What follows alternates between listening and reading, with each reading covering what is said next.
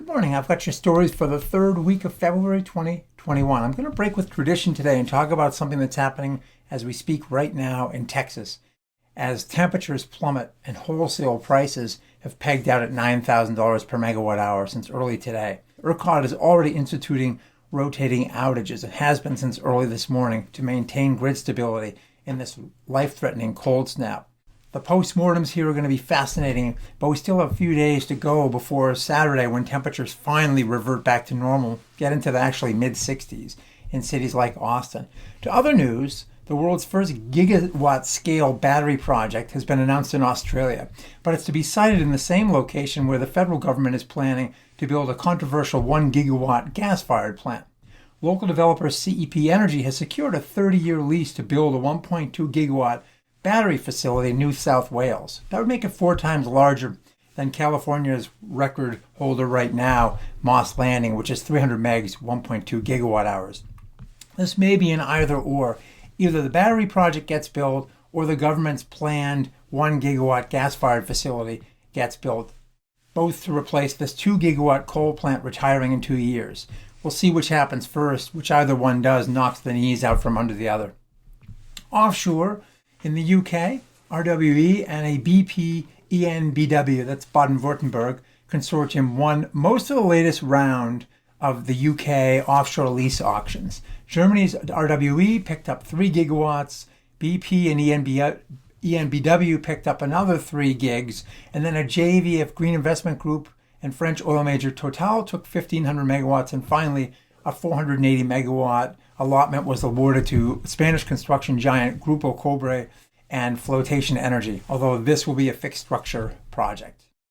Also in offshore wind, the Massachusetts Baker administration and the state's 3 utilities look ready to bid out another offshore wind contract for up to 1,600 megawatts, with the goal of executing a final contract by the spring of 2022. Both of these projects, the UK and Massachusetts, are good news for the likes of Vestas, which just introduced its V236 15 megawatt offshore wind turbine platform.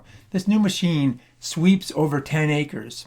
The first prototype is expected to come online in 2022 with serial production by 2024.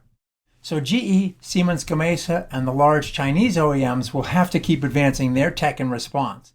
It's therefore good news for GE that it just announced a $6.7 million award from the Department of Energy to research, design, and manufacture of 3D printed wind turbine blades.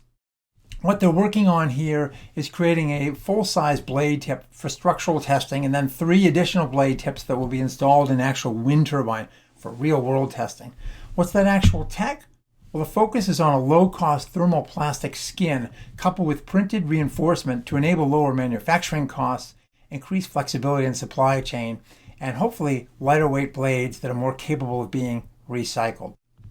In Australia, rooftop solar PV installations grew 18% last year despite COVID, with almost 334,000 installations totaling 2.6 gigs added to the grid in Australia last year, compared with 284,000 installations the year before and 2.2 gigawatts. Switching to batteries and EV news, the U.S. International Trade Commission voted to effectively ban electric battery supplier SK Innovation from the U.S. market in its notice of final determination. This arose out of a 2019 suit from fellow Korean manufacturer LG Chem, which sued SK Innovation for misappropriating trade secrets in its hiring of former employees. So now, Ford F-150, which was intending to get its batteries from SK Innovation, and VW are looking to figure out what's going on here. Ford says that the ITC decision, quote, supports our plans to bring the all-electric Ford F-150 to the market in 2022. But SK Innovation said that because of the decision, it will enter into discussions with Ford and VW, and that the fate of future plants is somewhat unclear. And finally this week, in more upbeat news, Shell announced its intent to, quote, accelerate its transformation into a provider of net zero emissions energy products and services. It also confirmed its expectations that 2019 was the year in which oil production peaked, and 2018 is when total carbon emissions for the company peaked. Hooray to both of those. See you next week. Thanks for watching.